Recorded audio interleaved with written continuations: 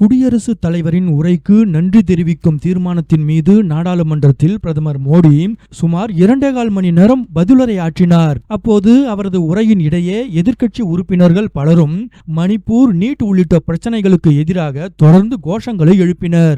ஒரு கட்டத்தில் பிரதமர் மோடி தனக்கு அருகே நின்று கோஷமிட்டு கொண்டிருந்த எதிர்க்கட்சி உறுப்பினர்கள் சிலருக்கு ஒரு கிளாஸில் தண்ணீர் வழங்கினார்.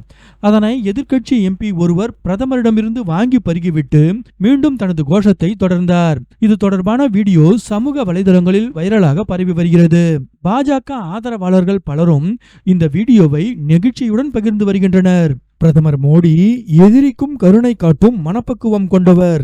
தனக்கு எதிராக கோஷம் போடுவோருக்கு கூட அவர்களது நலன் கருதி தண்ணீர் வழங்கும் இந்த நல்ல மனம் யாருக்கு வரும் என நெகிழும் பாஜக ஆதரவாளர்கள் பிரதமர் மோடி நிஜமாகவே ஒரு மாமனிதர்தான் என கண்கலங்குகின்றனர்.